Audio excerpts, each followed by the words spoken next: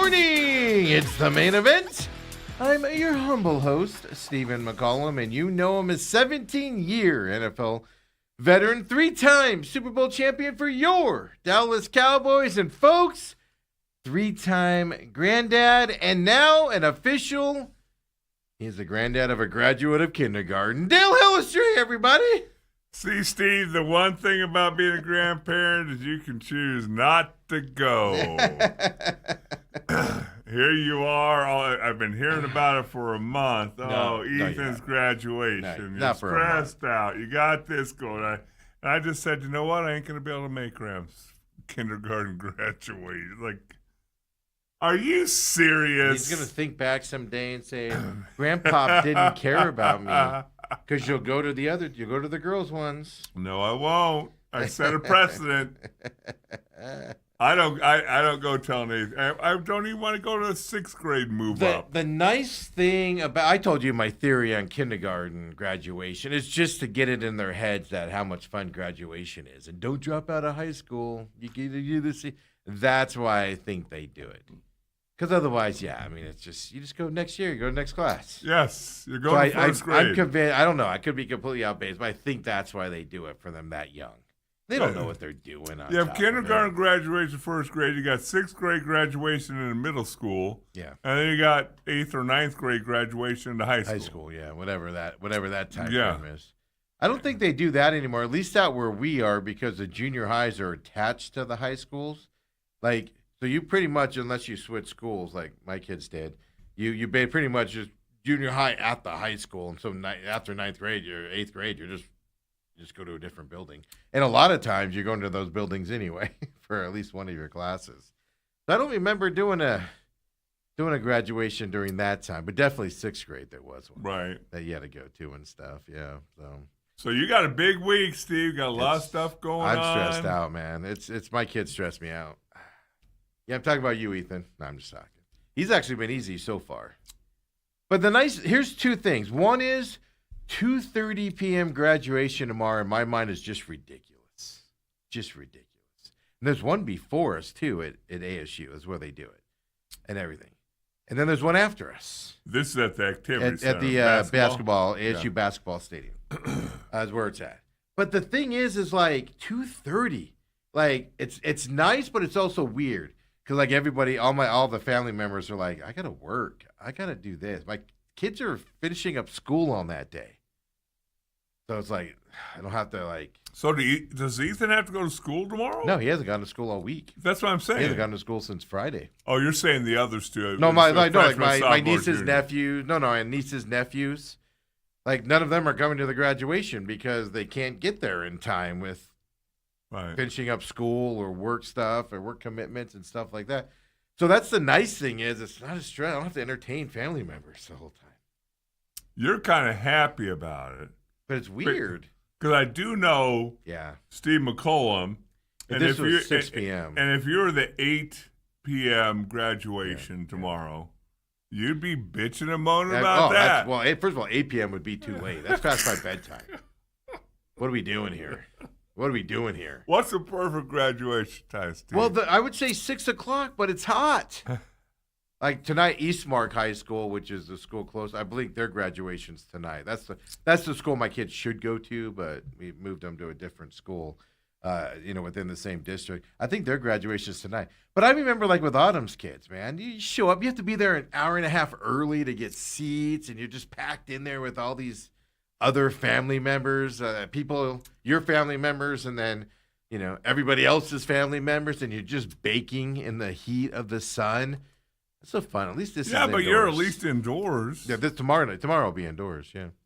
But that's just all my point is. It's like, man, so I don't have to worry about family members and making sure you find them in there and all that. I don't have to worry about that because it's a 2:30.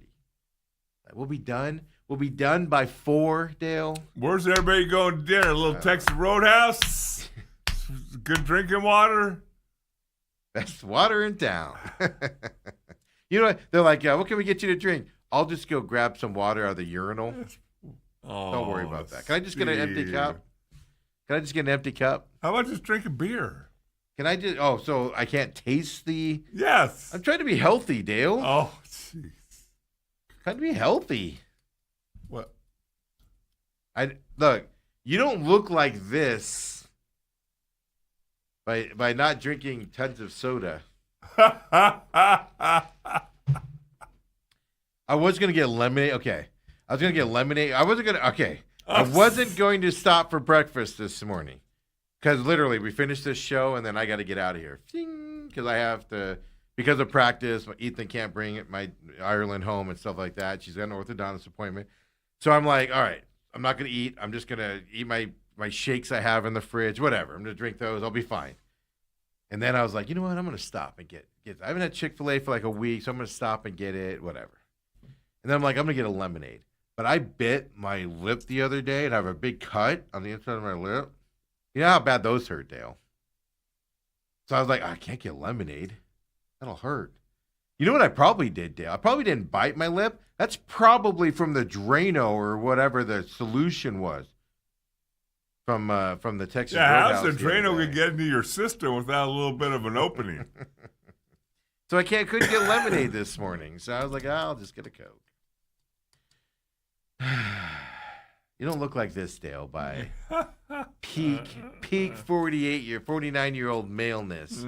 You don't look like this by not drinking soda. That always helps, doesn't it? Man. So anyway, I'm stressed out with that. Then I talked about it yesterday, but my daughter's business is going crazy right now with graduation flowers and stuff like that. So like, she's flipping out trying to get stuff done. She's got time frames with graduations and some other things, and she's flipping out on that. Not flipping out, but she's just getting stressed, which then brings stress into my life, and it's just like, whew, Dale, I think I visited every East Valley Hobby Lobby yesterday. And that's the only place you can get this. Oh, yeah, since Joann's. Is that a business? Yeah, Joann's closed. And normally it's not a big deal, but there was one specific color she needed for school colors and stuff. And the ones out by us don't have it, and the size she needs. So then I had to go. So I literally was like down, just driving the freeway system and stopping at Hobby Lobbies yesterday to get the right color. I know. It's like becomes my problem. What a good dad. You know what looks you get when you walk into a Hobby Lobby by yourself? I'm sure you can get ribbons other places. It's just we need it. Now, we had contingency plans, but I was like, let's avoid the contingency plan if we can find the right stuff. And I'll just go for a drive. Just turn the radio on, turn the radio up, drive to Hobby Lobbies with all the ladies at the Hobby Lobby. You know what it's like to be a grown man walking to a Hobby Lobby by yourself? Kind of weird. I don't, because most grown men don't do that, and I haven't. Whatever. If your wife said, I need you to go to Hobby Lobby and pick this up, you'd be there in 2 seconds. She knows better. She wouldn't even ask? No. You'd send Hillary or Kendall. Well, that's because she doesn't trust you to get the right thing. All you have to do is make 1 or 2 mistakes. I know. Well, that was the thing. So, like, we were at, I was at one Hobby Lobby with her yesterday and her friend. And she's like, I need this color. I literally am like looking at the label, taking a picture of the label. So I make sure I get the right one. Make sure the numbers add up when I look at it. Because I'm like, because they have ribbons. This is what I don't get because I'm a dude. But they have ribbons that are all like same color. Like, yeah, orange. Let's just say orange. They have an orange. Then they have an orange, but there's little lines in it. But I can't see the little lines, but apparently the ladies can see the lines in that orange. That's not the right orange. We need the non-lined ones. And I can't see the lines in it because there's lines in that? Yes, it's needed product number or whatever. So I literally like took a picture of the product number of what I needed. So everyone I went into, I just walked straight there and like looked and found the product number, made sure it matched up.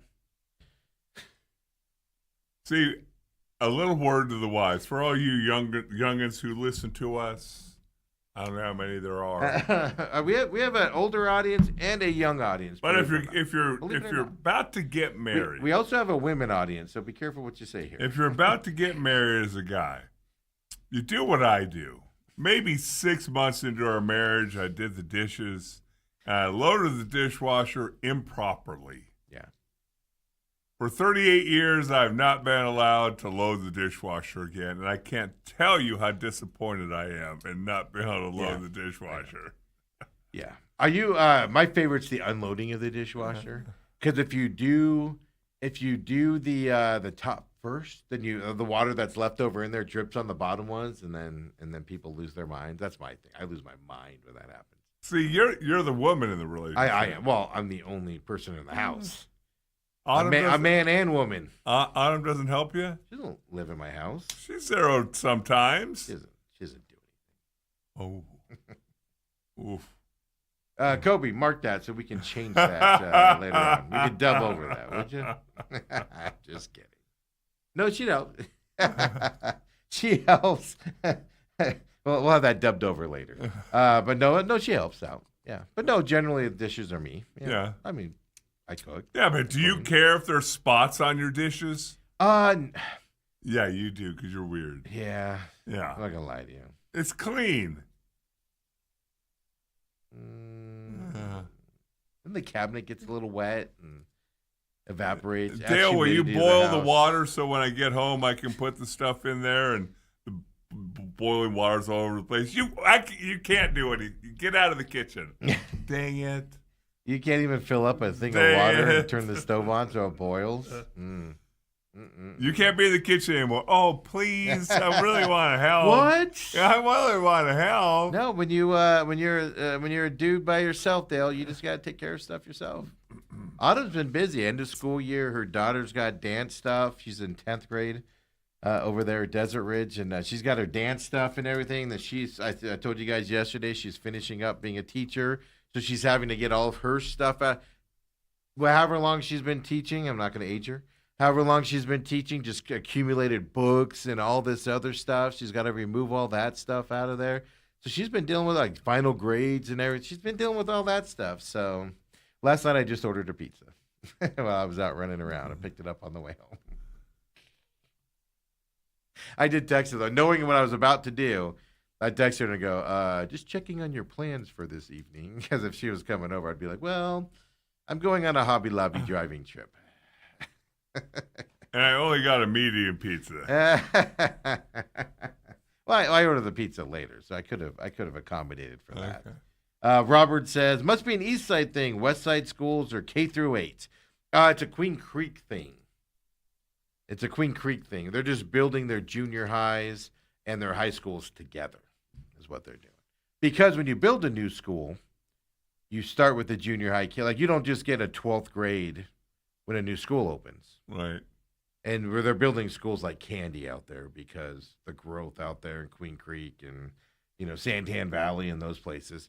So you build the junior high and then you add the high school onto it. So then kids start in 9th grade, then they go 9th, 10th, 11th, 12th, and then you have a full class. Right. Like her old high school, the school she went to junior high at Chrisman, they just had their first graduating class, I want to say last year, and it had been open for 3-4 years. Right. So that's why it works that way. But I don't know if they save money or what. I don't know why they do that. And then also Papa Mike says, I can't wait for the movie to be released. The life interactions of Steve McCollum. Not even Hollywood would believe this story. They'd be like, this is too improbable of what happened. Well, which story? The tire story, the restaurant story, the flower story, If you were sitting down watching a movie, like what was that movie with Michael Douglas where he loses his mind and like wants the burger to look like the picture and kills the old guy with the heart attack on the golf course because the old guy yelled at him because he was on the private golf course? What movie was that? That was such a great description. Breaking Steve. Down or Breaking something? Breaking Bad? No, it wasn't that. But anyway, smart people will know what I'm talking about. Dale, what's the name of that movie? But anyway, it would be that, like you watch that movie and you're just like, that guy's got a lot of bad stuff happening to him today and he's just losing his mind. Right? And you're like, that's improbable. That just doesn't happen. And then you're like, then you hear my stories and you're like, that doesn't happen to Steve. Folks, it happens. But Dale, I was out in the wild yesterday. Nothing bad happened. Everybody's nice. All the Hobby Lobby people were nice. Yeah. They didn't say, look at this big oaf walking through here looking for ribbon. I did learn something yesterday, though. So our Hobby Lobby that we go to a lot is in Mesa, but it's on like next to Apache Junction side of things. It's like everybody that works in there is like old. I'm not making fun of it or nothing. All these other ones, I was like, there's young people in there working. I gotta move, man. I'm in an old part of town. So when you're talking about the one you usually go to, are you talking? Because this is always interesting when I talk to Grant. Are you talking old like you're old? No. Old like my old? Like you're old, yeah. Like you're old. You're old. Yeah. Like they would be my parent. Like they would be my mom's working there now or something like that. You know, like that old. Yeah. Okay. That 60s, 70s, 80s. Yeah. But like yesterday I'm going around, it's all like 40-year-old, women and young people. Like there was one, they were talking about how their friend that just worked there, I guess their last day was the day before because somebody was like, hey, what happened to so-and-so? And they're like, oh, they went on their Mormon mission. And they were all like 18, 19-year-old kids, like cashiers there. Oh. I don't remember. I think that was the Chandler one. But I'm just like, wow, this is a big difference here between stores. Did you feel more comfortable in the young stores or the old stores? Steven. The young stores. Oh, because you're gonna get me in trouble with that comment. The young stores, they just do what they're supposed to do. I told the story about the one out by me where like sticklers for rules, where they had to count the brown paper 3 times to make sure they had the right number, even though we kept telling them it was 16. And they're like, oh, you got to count those. You got to count this. Single sheets of paper, they're counting every single one. Yeah, and they're like 15-cent papers and stuff like that. Yeah. But it's like they're more sticklers for rule. Let's put it that way. This is how we do things here. And the younger people are just like, the younger ones, how many pieces of paper you got? 16. All right, 16. That's fine. Yeah, it's just different. I don't know if it's good or bad. Which one do you enjoy more? Oh, I'm driving to Chandler every day now to get my. She goes, we're going to Hobby Lobby. I'm like, we're going to Chandler. We're driving an extra 30 minutes out of our way. Let's do it. No, I'm just kidding. It is funny, though. There were more people there to help me out, too. Okay. Like, literally, I got asked like 3 times, do you need help? Because I'm a single dude. I'm a dude by myself in the Hobby Lobby. Like, do you need help finding something for your wife, sir?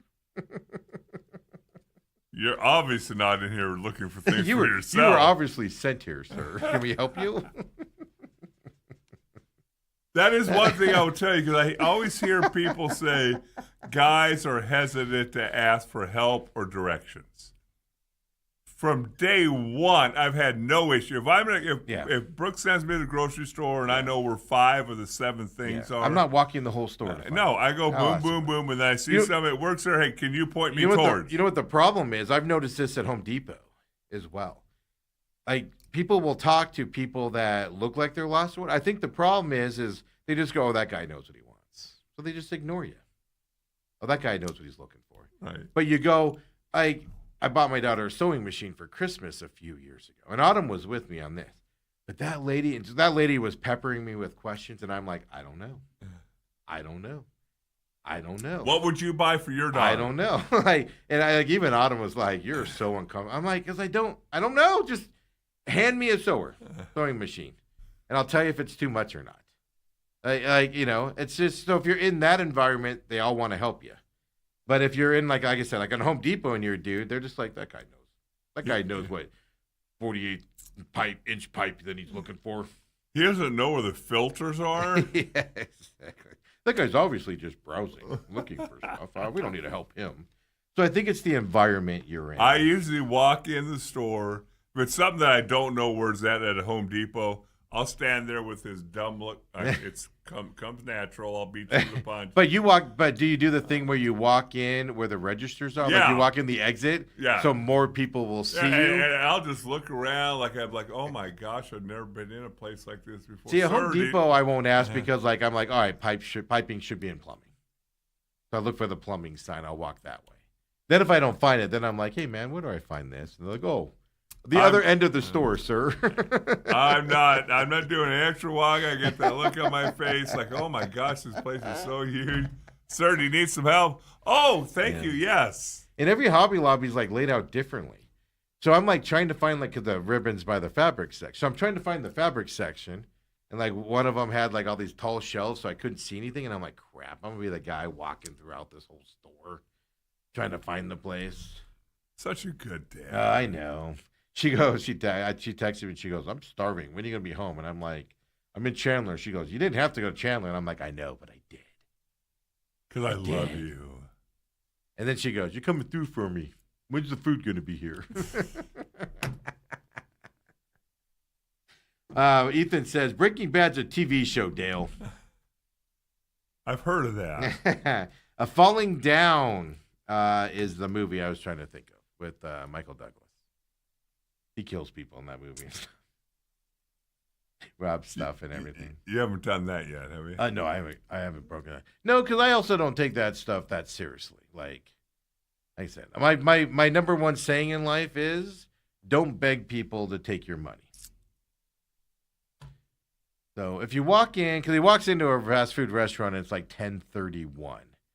It's like my Barrows incident where I walked into Barrows. You guys remember this story? At 3:01, and they were taking the pizzas for the slices to the back. And I'm like, hey, can I grab a couple slices of pepperoni? Oh, we stopped that at 3. And I'm like, okay, but you're literally taking them back. Yeah, we can only sell you a mini pizza now. And I'm just like, what? You know what I did, Dale? All right, you're not getting my money today. And I left and I went and ate someplace else.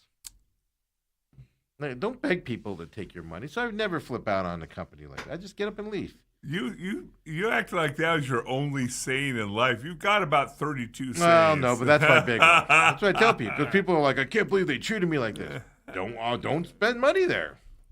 Like Osaka. That lady wants to make me feel like garbage because we asked for 2 people to sit.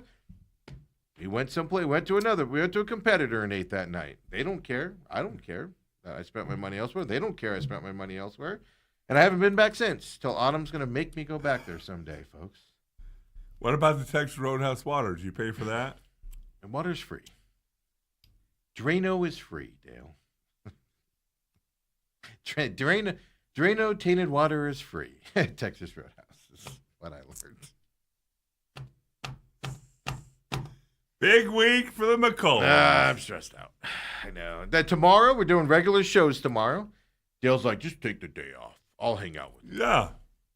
The problem is Ethan is going to his mom's house tonight. His mom's taking him down to ASU so he could be there at 1:30, whenever he's got to be there and everything.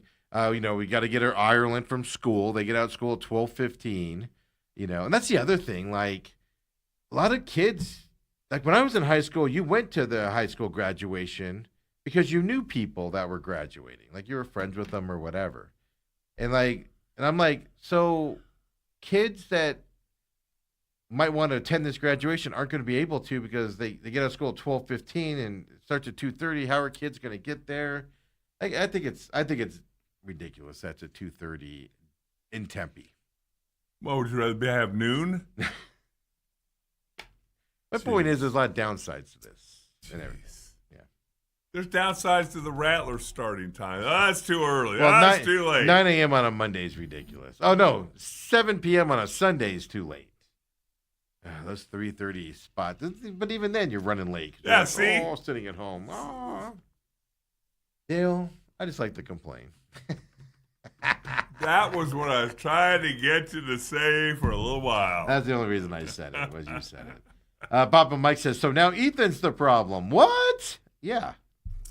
Haven't we made that clear on here? Wow. Just kidding. Ethan, you better be on time today.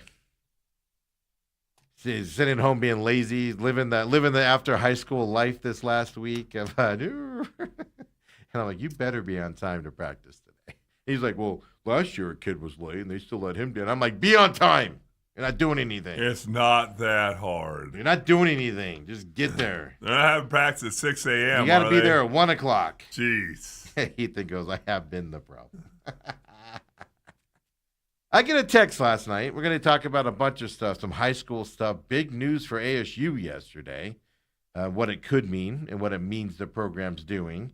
Then we're going to talk about, I'm sitting there last night and I fell asleep, Dale. You did. Driving around on the freeway systems and going to Hobby Lobbies and all of that stuff wore me out yesterday. Did you plug your car in when you got home? I have a gas car. I had to buy gas yesterday.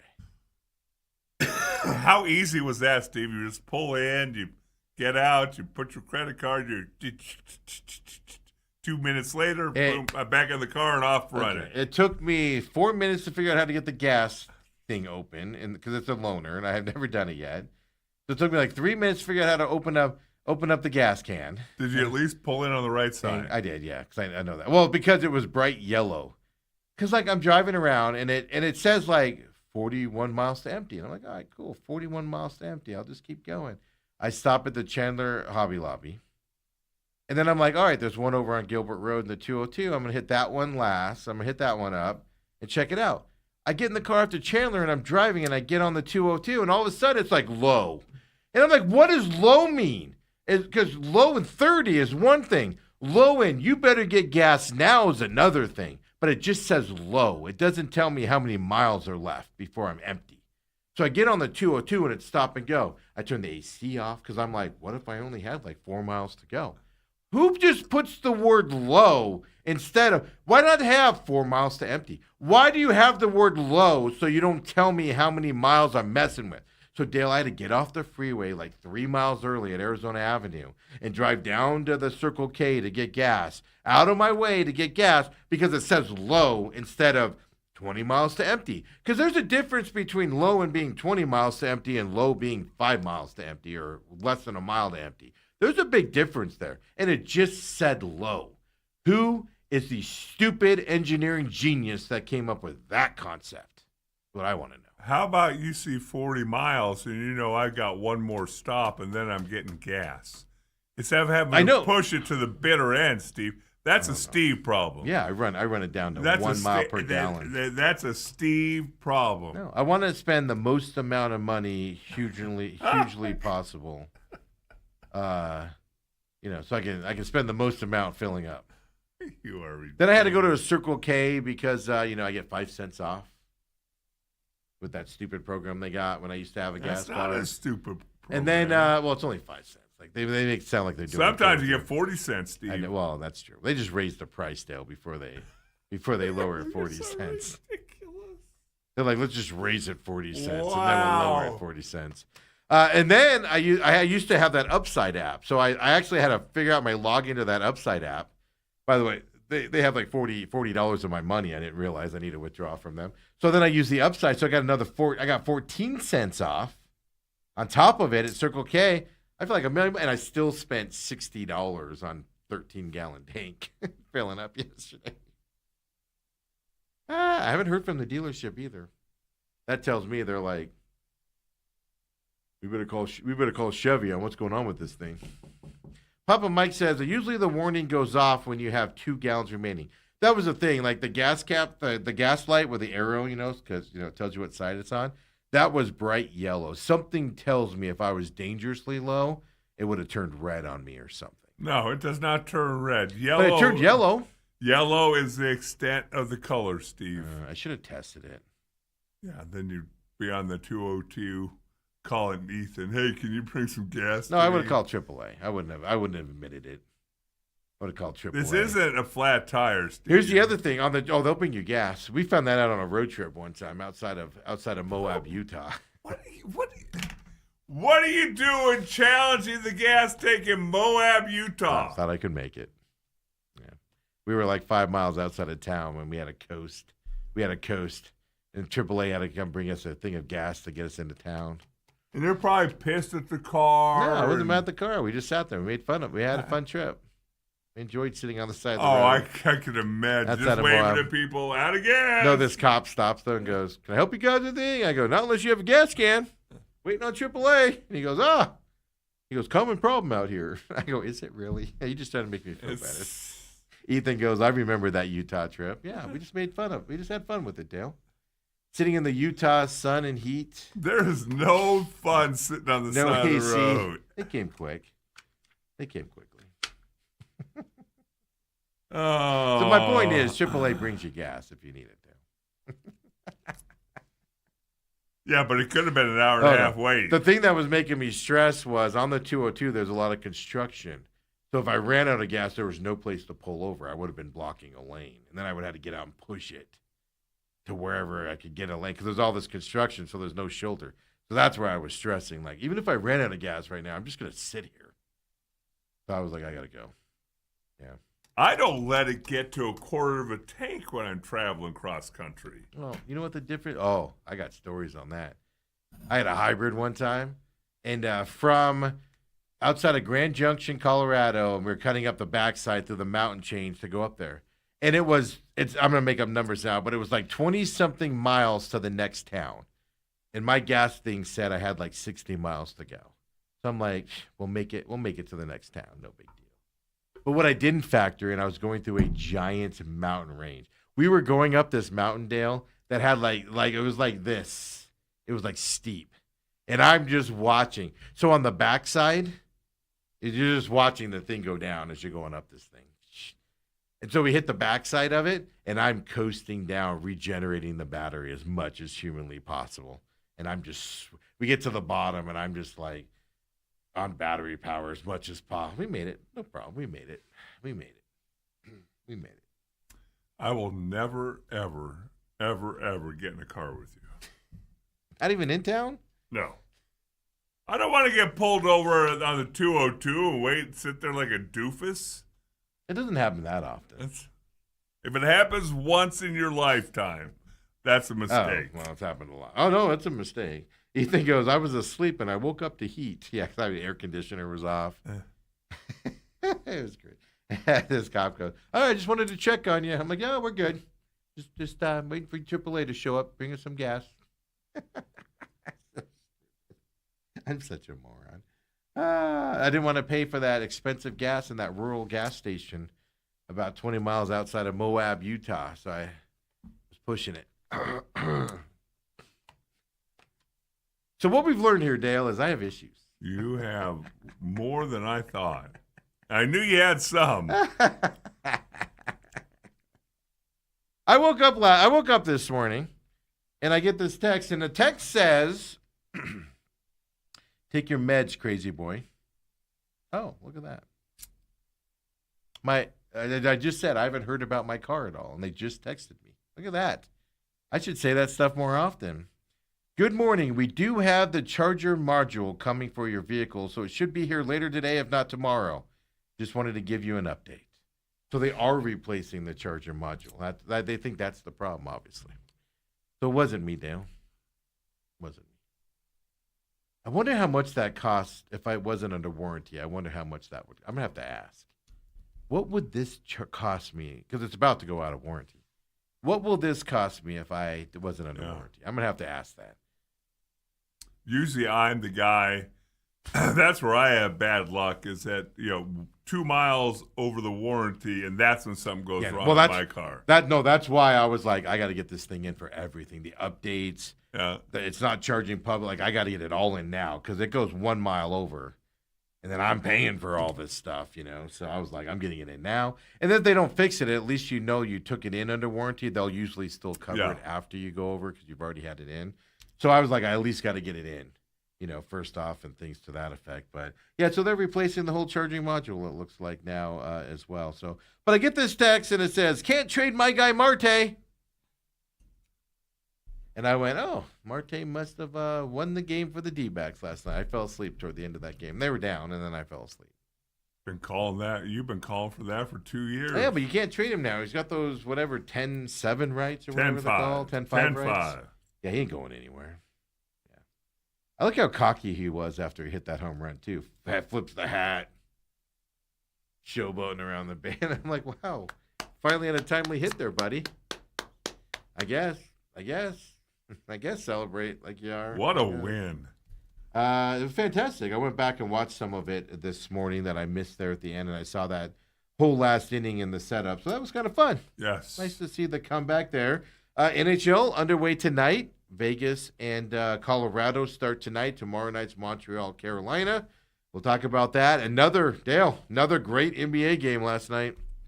Another overtime game. Isn't that interesting? Fantastic game. Yeah. And then same situation with the Thunder question that I have.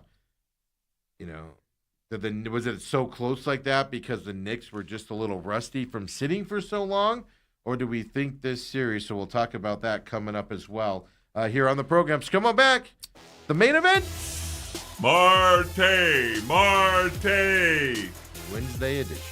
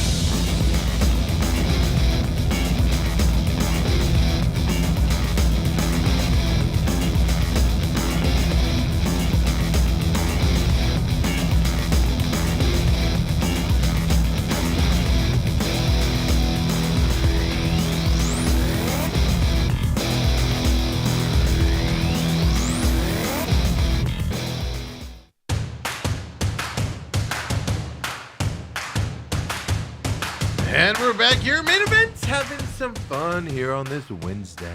Are our breaks getting shorter? No, the same distance. We got a couple things changing here coming up. Ethan's going to come work for us here after, graduation here. So we'll have somebody to do some edits and stuff and do some of those things we want to do, we just don't have time for right now. As we need to grow a little bit. It's a situation, so that's coming up. Then we got somebody else coming on board to help us out with getting guests for the business show and things to that effect. Those of you that used to listen to Business on Breakfast over there at 1510, whatever it was, Money Radio. And no, I'm not talking about Mark Asher. He's going to come on and help us on the business side of things coming up, Dale, and all that. So we got some changes coming up. So your breaks, we're going to get all those dreams and ideas we had all put together here coming up here, I think. Well, I tell you what, Graham will be happy. Yeah, you're going to have to bring him around here. Yeah. You never bring Graham around here because Steve's bad influence, but he shows up. Yeah. Yeah. He loved Graham. Graham loved him, and then he had to put up with you. F this, F that. Steve, Graham's standing right here. First of all, I didn't see him. I didn't say F this and F that. It was just one emphatic F-bomb. And the tables were told. This is why we have small tables at this studio. Yeah, for Graham. We can see tiny people walking in. Now Graham stands way above the but I'm desk. talking about we have other things. We got other tiny people hanging around now. You guys keep populating tiny people. I have to factor my life into stuff as well to get around. Cost them $20. That as well. Jeez, yeah. Couple things here really quick. One in the NFL circles. As well. Owners agreed to increase the international slate to as many as 10 games per season. Right now they're at 8. Little bitty increments, Steve. Well, you know why? It's because it's the 18-game season. There'll be 16 of them here in another couple of years. Because they're going to go to 18 games, and then every team's going to have to go international. That'll be the 18th game. So you're not going to get an extra home game. It's just one. That way you're not taking away from the home side. I was reading yesterday. I have to think here. I want to say it's Minnesota. I think it's the Vikings. They actually have a clause where only X amount of home games can be taken away from the Vikings stadium in a time frame. The Vikings can only have one more home game taken away from them to play anywhere else. One more until 2030. So you can only force the Vikings to take a home game away one more time before 2030. teams and cities, part of the agreement to help build the stadiums is, well, home games have to be played here. So that's kind of how they're getting around that. But the NFL also passed a rule saying you can no longer say you're not interested in doing an international game. The NFL can just say you're doing an international game. Right. And you can't argue it anymore. Jerry Jones doesn't have international games because Jerry Jones says, I don't want any international games. And the NFL goes, all righty, Jerry. They're taking that rule away. Well, they have one this year. They do. Without rest before or after. I saw that as well, yeah. But for the longest time, he didn't want to do it. And then you got the Jaguars that are like, we'll go to London. London will be our market, and stuff like that. So it is interesting, this battle that they're doing. But we're going to have an 18-game season, and that 18th game is going to be every team's going to have an international game. I've been saying that for 6 years now, where we're headed towards for international games and stuff like that. Because you're going to start to get an outcry here if these teams that are losing home games. Like for instance, the Rams and the Niners. Somebody's losing a very important home game to them. Yeah. Because if you don't know, if it's in Seattle, Niners fans, quick drive up to Seattle. It's not that far. Niners fans will infiltrate the 12th man up there in Seattle and watch the game. Seattle fans will infiltrate San Francisco for that rivalry game. And somebody's losing that atmosphere, etc., because they're going to Australia to begin the season. 18th game takes that out of, well, we'll at least kind of take that out of proportion on that side. The other side of it is these international games, it used to be they just had two teams, didn't care if they were good or not. Now they're starting to put, kind of like streaming, all the good matchups this year, or a lot of the good matchups this year, are on streaming. So they say, well, 87% of our games is on regular broadcast. Yeah, but they're not the games most people want to watch. All the games you want to watch are going to be on the streaming service. After reading about that, I thought, you can correct me if I'm wrong, or we need to do more research. Yeah, I might probably have to do research. Because they said all local teams will get to watch their team. Like if the Cardinals were good and they were playing in London on Netflix. Even if they're not good, they do that because that's how they get around it. Because, so the Cardinals, they play on Fox 10 or Channel 5 or whatever their agreement is. So it's on Netflix, but you can also watch it local. They do that to get around some of that argument. Okay. But baseball doesn't do that. That game's on Prime Video. Yes. You have Prime Video, you ain't watching that Friday night game. I've had that problem with the D-backs. I'm like, I'm not buying Apple TV. I'm not buying Apple TV for one Diamondbacks game. So I'm like, I'm just going to listen to the radio on this one. Baseball doesn't know, but that's one thing football does. But they're doing that though to say, oh, we're not hurting the local fan. Right. Well, that has something to say about it, though. Yeah, but they're not a local audience, what they're going for. It's a national audience. If you put every big matchup on a streamer to where if you want to watch the goodness of your sport, put the Cardinals on free all you want on Sunday afternoon football. Put the Cardinals on all you want on that. Does anybody care? No. Oh my God, did you see Carson Beck slinging that ball yesterday?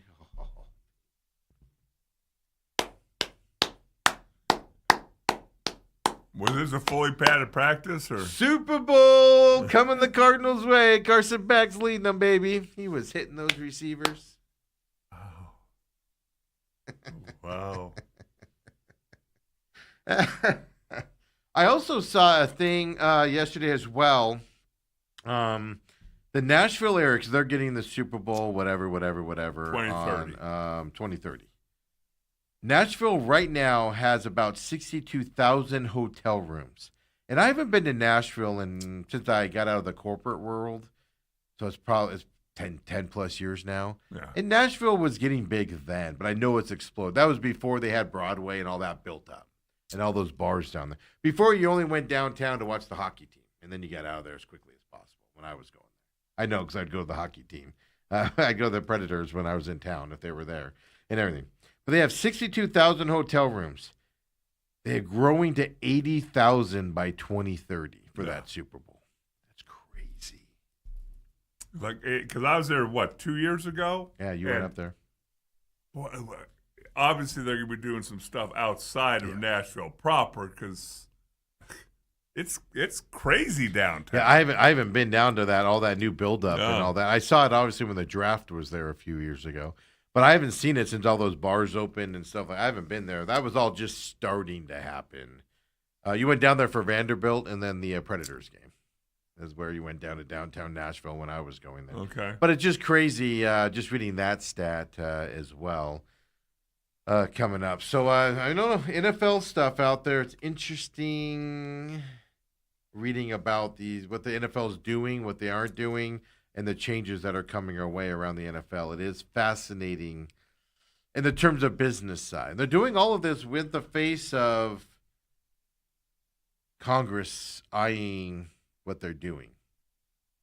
Like Congress is paying attention to their moves there and kind of fighting back a little. Even President Trump's kind of fighting back on it and stuff like that. So it'll be interesting to see how long they pass it. The Sunday, I'll tell you this, the Sunday afternoon. So before it was Monday Night Football and then Sunday Night Football came in. That's where you wanted to play. And if you didn't play there, you wanted to play Sunday afternoon, the 4:25 or whatever game, which is our afternoon games out here and stuff like that. They're just getting rid of those Sunday afternoon. That Sunday afternoon window isn't what it used to be, and they're just getting rid of it. All their big games are going streaming now, or Monday night or Sunday Night Football. So even then, it's not going to be where you're going to sit down and watch all day Sunday football anymore. I think that's stupid. Why not just dominate a day? Why do you have to dominate every day? Well, Steve, this will give you no excuse but to get out there and cut your lawn and make sure the house is clean. And us dudes are gonna have to actually do stuff around the house on Sundays because the NFL is like, well, there's a game on Monday, Tuesday, Wednesday, Thursday, Friday, Saturday, and Sunday morning. So Sunday afternoon, guys, get your honey-do list done. Thanks, NFL. Hanging blinds on Sunday now and mopping the floor. Going to Hobby Lobby every Sunday now and all that stuff. All because the NFL has to move their games to the week. Bunch of greedy sons of guns. Wow. 20 years ago, 96% of games took place in the Sunday afternoon, Sunday night, and Monday night time slots.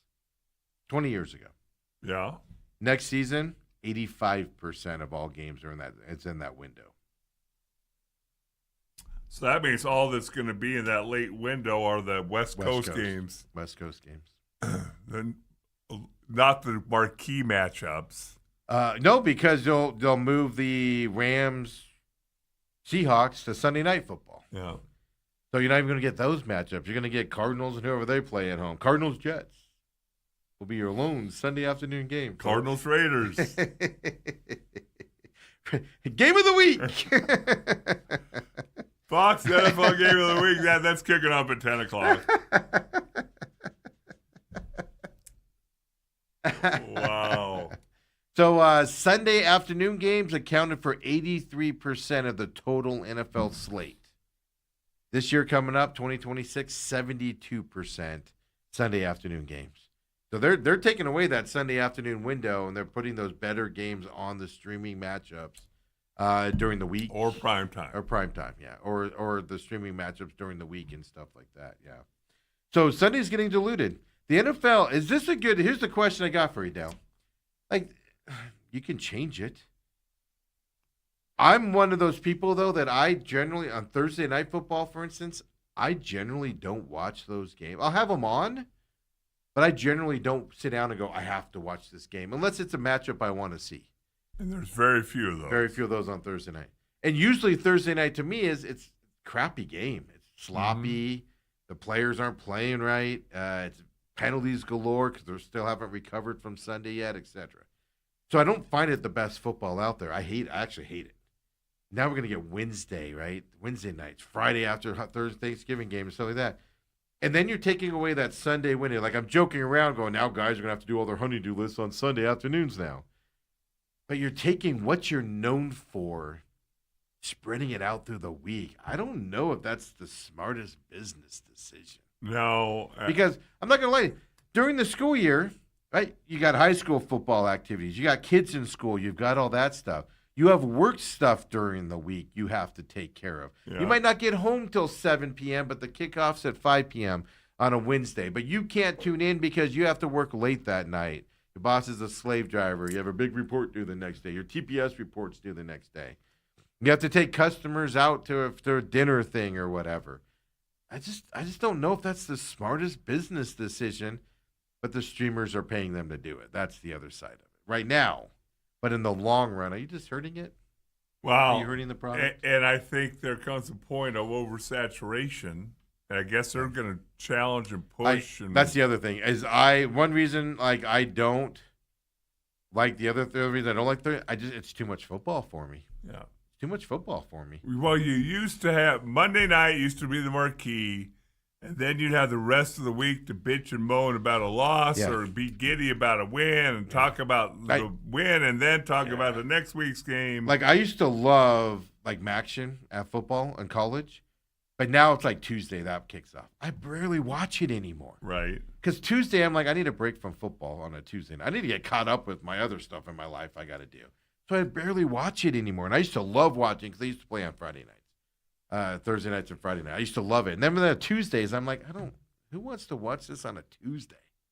So I don't know. It's an interesting thought here in terms of the long side. But like I said, right now the streamers are paying for it. But how long will that continue if you see things dilate and stuff like that? Because we all know how the fall is, man. You know, with life and everything. It's their busiest time frame. I don't know. I just feel like they're going to dilute it over time and ruin the numbers. Although it's interesting, I just pulled up the Thursday night football schedule. Yes. No, they're making those games better because it's on Amazon Prime now. Lions Bills open up. Yeah. Falcons Packers. Steelers Browns. Buccaneers Cowboys. You just said Falcons Packers like that's going to be a great game. You never know. Buccaneers Cowboys. Seahawks, Broncos. Yeah. No, no. Remember that first year with Amazon? Amazon went to him and was like, "Yo, this ain't good enough." No. So no, those are getting good now, but traditionally they've been bad matchup. Remember when they were like every team has to play a Thursday night game? So that's where you're ending up with like Carolina when they were 1-whatever against the Cardinals, and you're like, "Who's watching that Thursday night game?" Yeah, it's actually a pretty good schedule. Yeah. You know, but that's fine. Thursday night we've gotten accustomed to, but you know, if you make a Tuesday and a Wednesday customary, it's to me it's like too much. Well, isn't the Wednesday only on Thanksgiving or Christmas? Well, opening game is a Wednesday, and then the Thanksgiving. Well, that's the Steve McCollum rule. You're the one who got up on your high horse and started yelling and screaming about that because you were mad at baseball opening days in Japan. What, does football call itself America's pastime, or is that just baseball? No, the NFL's called America's game. Oh. So you open up in America, Steve. They're opening up in Seattle. Right, on a Wednesday. Yeah. And that's fine. Yeah, except for Thursday, they go to Australia. They're taking one of our best rivalries. One of our best rivalries right now, and they're sending it to Australia, and they're putting it on Netflix, so people won't be able to watch it. Well, you will. Do you care about anybody else? I'm looking forward to that game. That's going to be a fun Have a party at your house for all those people who can't afford Netflix. Just open up the house. Dale, I can't even get you to come to my house. You think other people want to come there? What would you serve? What would you serve for a Thursday night? You know what? You'll never know because you refuse to come over. I'll go to Holmberg's place for a meaningless Steelers game. If you entice me, I might make it out. I'll go to Holmberg's house for a meaningless Steelers game. I could go there on a Thursday night, watch the game, and then come back here and sleep and be ready for Friday morning. Exactly, right? I know it's funny because somebody was like, "Hey, I got this couch. Do you want it? You can put it in your studio." Then I was like, "I'll do it." If I do that, I'm just going to go back there and take a nap after the thing. I'll wake up at 4 p.m. and be like, I got to go home.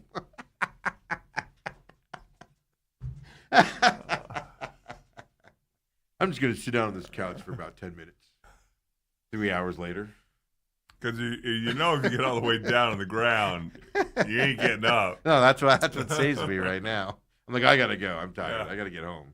It's kind of funny. But I don't know. It's an interesting, it's not going to affect ratings. We're projecting this out 5-10 years. Because even then, like kids, who's your future of watchers of football and stuff like that. Think about if you have kids in high school, kids in junior high, stuff to that effect. They're already watching less sports overall. And then, like I said, Tuesday, Wednesdays, they have their own activities they're doing. Fall sports, all of that stuff. And you throw those games on that night, less kids are going to be able to watch you for future stuff. I don't know.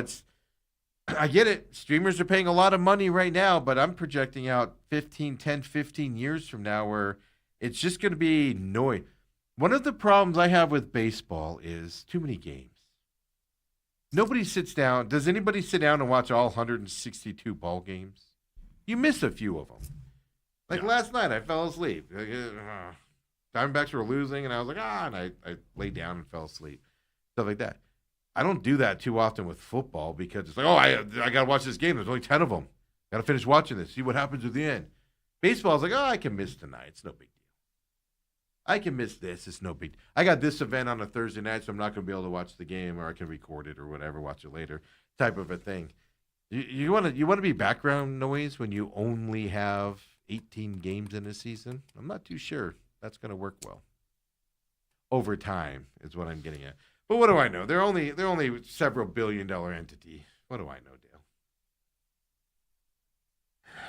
Well, I do agree with you cannot have football every night of the week. I think it's too much. Yes. I think I've learned that with college football. I told you, Maction. I don't watch it as much as I used to. I don't watch as much college games during the week like I used to, because it's like, man, Tuesday, I need a break. I need to do this other stuff. I don't have time to sit there and watch this. There's something to say about anticipation. Exactly. And if you can't sit around, I'll even say this. If you can't sit around all week and complain about last Sunday, why even live? And now you're going to be like, well, that was last night's game. We have to talk about this game now. No, let me complain about Sunday's action for all week. That's where you build up the anticipation for the next week. And if you just move on from that game and go into the next game, you lose all that stuff. And then it just becomes a lot. I don't know. It's just something I was thinking about last night. You guys are probably bored with it. Sorry I bored everybody.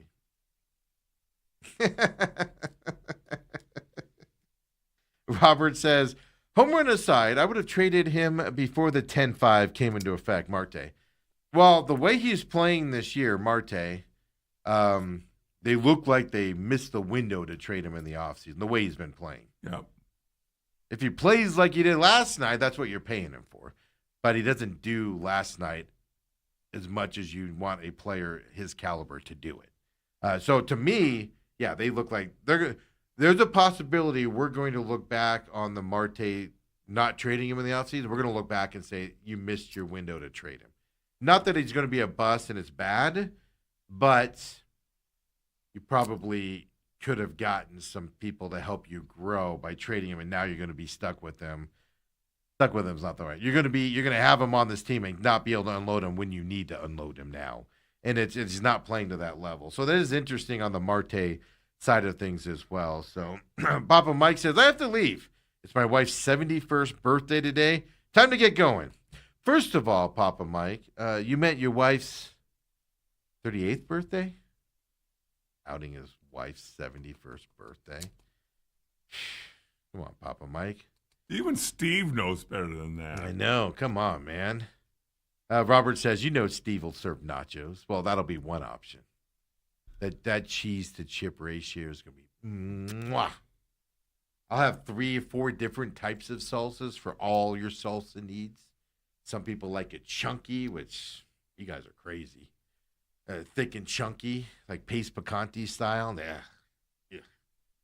Some people like it a little runny. Some people like it spicy. Oh no, we'll have a whole salsa bar there. That'll be amazing.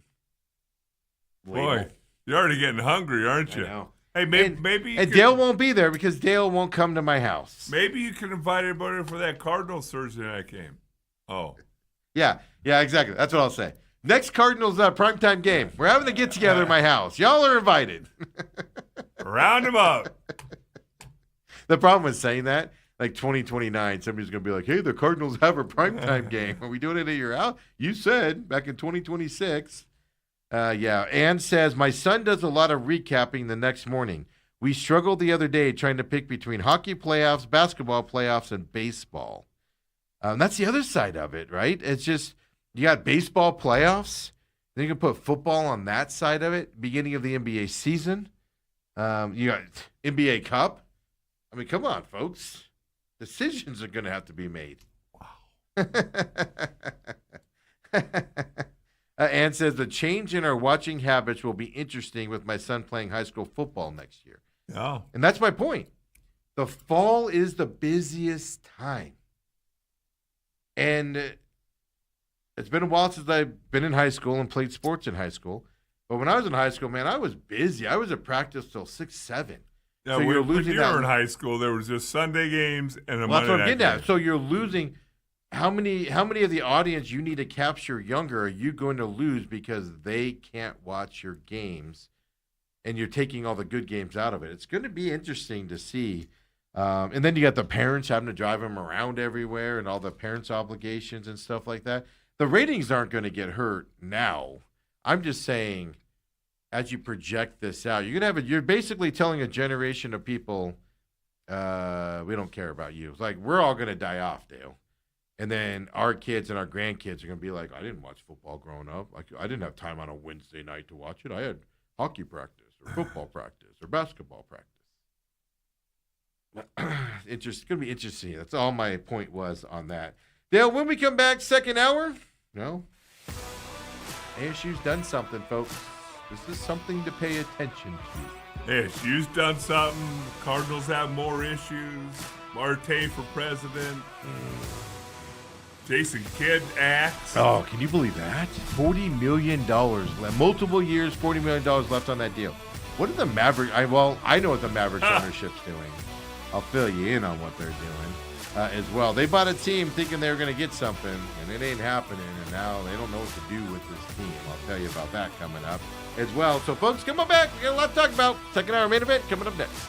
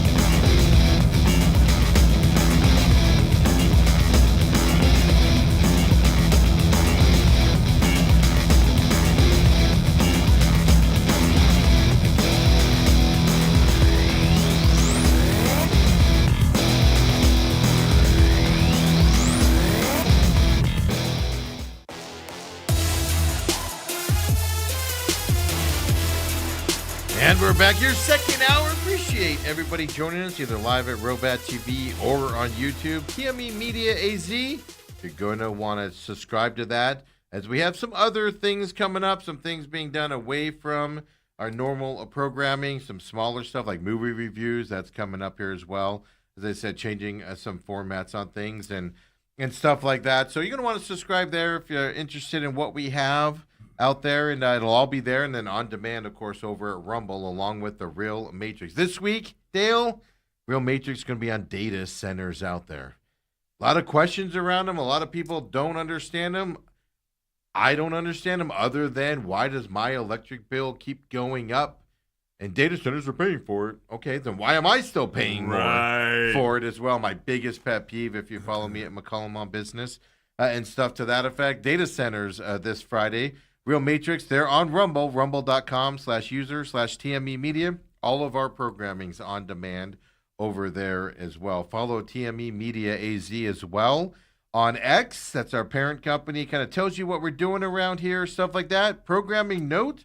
The pit stop, because of the graduation, well, we're going to do the pit stop. Coca-Cola 600 this weekend, Indy 500 this weekend, big racing weekend. Pit stop will be up on Friday this week because of the graduation schedule. We're just not going to be able to get that recorded until Friday. So be ready for that on Friday. Get you ready for this big racing weekend coming up here as well. And we appreciate your guys' patience on that being a little delayed this week. Everybody was like, just skip this week. It's no big deal. Nobody will care. And I'm like, it's Indy 500 and Coca-Cola. What are you talking about? This is the big racing weekend. We got to do a show. I want to do a show. I want to be ready for it. Can you tell me a reason why you would have two huge races on the same weekend? Two different entities. But why go head to head? They don't. One's in the morning and one's at night. But haven't in the past some drivers raced in both? Yeah, Catherine Legg is going to try to race in both again. It doesn't happen very often and stuff like that. Generally, you can't unless there's weather in Indianapolis. Then you struggle to do both of them. It's just it's like the NBA and the NHL having a game on the same night at the same time. Two different racing entities. It's Memorial Day weekend. Well, the other side of it is the Indy 500 used to be on a Monday when I was a kid. It was standalone on Monday. Right. And then the Coca-Cola 600 would have been it's a flagship race for NASCAR, was on Sunday. And then IndyCar moved to Sunday. But that starts at like 9 a.m. our time, the Indy 500. The Coca-Cola 600 is not till the afternoon. So in terms of a race fan, but that's two separate disciplines. Am I saying this right to you? Yeah, I guess so. So even if you're trying to race in both of them, you favor one over the other. It just seems like Kyle Larson last year tried to race in the Indianapolis 500. But NASCAR is his bread and butter. It just seems like that'd be like playing the Super Bowl and Game 7 of the World Series on the same weekend. But if one was in the morning and one was at night, would it matter? You'd think it was a great day.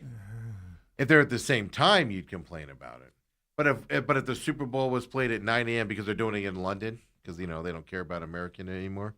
The Super Bowl's in London, so it's played at 6 a.m. our time. And then Game 7 of the World Series, just throwing it out there. Game 7 of the World Series is at 3:30 p.m. You're going to think that's one hell of a sports day, Dale, as a fan. Aren't you? 6 a.m. the Super Bowl. Yeah, because it's in London. Steve.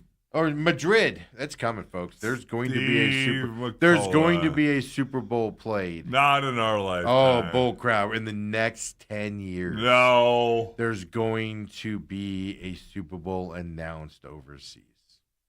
Put money on it now. I got dinner steak 44. Is one of us going to be around in 10 years? Well, if we're both around. Yeah, we'll do that. You can put it on my tombstone if you're still hobbling around. You still owe me. But ASU, man, this is exciting news. Not who knows what's going to happen. Obviously, you recruit somebody, you don't know what they're going to do. Once they get to college, stuff like that, with the transfer portal, everything like that. But, and we talk about this a lot, Kenny Dillingham, we've talked about how the receivers are coming here a lot of times, not just because of, I'm going to say just because of, but I mean, there's other reasons, but they're coming here because they have a Hall of Fame receiver coach that's well respected, and he's putting kids in the pros, meaning Hines Ward. Right. Then you had Kenny Dillingham on top of it, wanting specific kids here, going after them and stuff like that. They're doing something special to get here. And ASU does not keep their own here. They haven't for a long time. The top-ranked kids, Roy Oliver the third from Hamilton, already committed to SC. Well, Devin Fitzgerald last year, Notre Dame. Yeah, exactly. Top-level kids just look elsewhere. Some of that has to do with they want to spread their wings and get away from home and their parents, whatever. I get that. But you don't keep your kids here. They go to these other programs. Now, you're an offensive lineman. You were an offensive lineman for a lot of years. You understand that position better than most people do out there. But when you get the number one kid in the state to stay home at Arizona State, and then on top of it, he's a lineman, it's fantastic for ASU. Forget about the kid himself. That is just symbolically saying what this coaching staff at ASU is doing there to keep a kid like. Traditionally, this kid's going to Auburn, Georgia. Name another SEC school. He's recruited by A&M. Yeah, going to Texas. Yeah, Oregon. He was recruited by Texas A&M and Oregon. Yeah. You're losing those kids to there. Oregon has a pipeline in the valley. It seems like everybody's going to Oregon these days. For them to get him to stay here just symbolizes what these guys are doing. And reading a little bit about Hildebrand, I saw him play last year. Stood out, looked really good. Big and dude. Tall. He's a tall dude. He's 300 pounds, but he doesn't look it. No, he looks like he can put about another 25 pounds on that frame of his. He's going to get bigger. Good feet, good hands. And the interesting thing about him, ASU offered him a year and a half ago. Yes. His first offer was from ASU. He got one of those, what do they call them, golden tickets or whatever. Tickets. Yeah, whatever they're called. Yeah. Basically, come here if you want. You don't even have to tell us you're coming here. Just say you're coming. You're here. Right. One of those kids. But I heard him interviewed, talked about, hey, trying to start a new tradition and all that. And as a guy who went out of state, I fully understand kids wanting to go out of state. You're born and raised here. You've been in the heat. You've been all that stuff. And that's why half the people I graduated with in high school went to U of A for college or NAU. Because they wanted to get away from everything here. And they wanted to go experience someplace. They wanted to go far, but they didn't want to go that far. And that was U of A. And I understand that. Yeah, you drive 2 hours to Tucson, you're up in NAU, 3 hours north in NAU. I understand that side of it. That's why this is important. But like you said, he flat out said, he said his family, as ASU alums as well. He grew up around ASU football. He's always felt like he should be a Sun Devil. But that's all fine and good. You also have to be good to keep these kids here. Right. Most kids aren't Terrell Suggs or Todd Heap. That even if you're bad, they're like, I'm still going to ASU. Most kids are like, no, they're bad. I'm going to go someplace else and play. Right. And make it. But like you said, this is the other thing that impresses me about this kid. I want to start this trend moving forward. Top guy wanted to be the first guy to say, ASU's good enough for me to come to. I can go anywhere I want, and I'm staying home. And look around to his competitors and everybody and say, you should stay home also. Come play with me here. I think that's the greatest thing ever. And that's a testament to not just him, but to this coaching staff and the ASU program, led by, of course, their athletic director as well, Graham Rossini. This program behind the scenes for us, right, with the injury, and they're doing it the right way. And this is just another example of it. I don't know how you can look at this any other way. Yeah, this kid's 300 pounds, folks, and look at him. I know a lot of you look at me and go, what's Steve weigh? 112, 115 right now? I know you guys think that. This kid's the same way. He's 300. He's not big yet, folks. And you're right, Dale. I didn't see Basha in person last year. Yeah. And what's he, 2027? So he's got a senior year to go, right? Yes. But I agree with you. I saw Basha on television, and you knew which kid this was. Yes. By the way, and Basha didn't have a bunch of small kids out there. Like I was telling you last year, there's some schools where they come in and you see their lineman and you're like, oh, that's a D1 kid. Right. That's just standing there, you're like, that's a D1 kid. I've always said you should not have to point out a D1 kid to me when I walk out to do a game. Now, Bash happened to have about 5 of them. That's the thing. That's what I'm trying to say. He stood out in a team that was full of D1 kids, and he stood out. Yeah. Then you watch them play, and you're just like, he's got a meanness to him, though, man. That it always cracks me up with linemen because, like, linemen on the field, you're like, that dude's nasty. And then you see him in person, like, hey, how you doing, sir? Great to meet you. And they're like the nicest people. They're like picking up chickens. They're like picking up birds and putting them back to their mama's nest, raising them in an incubator, taking care of them. And then they go on the football field, and they're just kicking the crap out of this defensive guy who's like, leave me alone. What I was always taught and what I taught when I coached was the fact that outside the white line, you're a good son, you're a good student, you're respectful. And I always told all my guys, I said, and if you ever get lucky enough to have a girl like you, you're a good boyfriend. When you step across the white line, you get to do things that would get you arrested outside the white lines. You get to punish people. Yeah, take it out between the lines. Enjoy that. And release every bit of angst and anger that you have. Yeah. Don't be like Rushy Rice, who all he had to do was stay clean, man. He was going to escape all punishment for his deals. Steve, explain to me. You just can't stay off the marijuana. Explain that to me, Steve. Why is the hold of marijuana so tough on people? I don't know. I don't have an addictive person. I do have an addictive personality. And I'm aware of it for certain things. You know, I'm Irish. My family's history around alcohol's pretty prevalent, stuff like that. But I'm cognizant of it. But I don't understand it. I just don't. I thought every kid that went to Dobson had. Oh, it was there. I've just never gone to where that. You know what's so weird is when conversations like this come up. At Saguaro High School in 1979 and 80, we had 100, 200, 300 buildings. 300 building had a big field out behind it. And literally at between classes and lunchtime, there would be 200 people out there smoking cigarettes or dope. Yeah, we had a smoking section. Yeah, it's like what? Literally on campus, where you would just huddle off to this back corner of the school, and there'd be a ton of kids out there, 16 years old, just and whatever else they're doing. Yes. Yeah, I know. Yeah, can you imagine? Like, if you tell the kids that today, they're like, what? This was 90s. Don't walk on the grass, though. Why are you going out there? That's drawing the line. Smoke the grass. Don't walk on it. Steve didn't tell us he flicked a cigarette on the grass.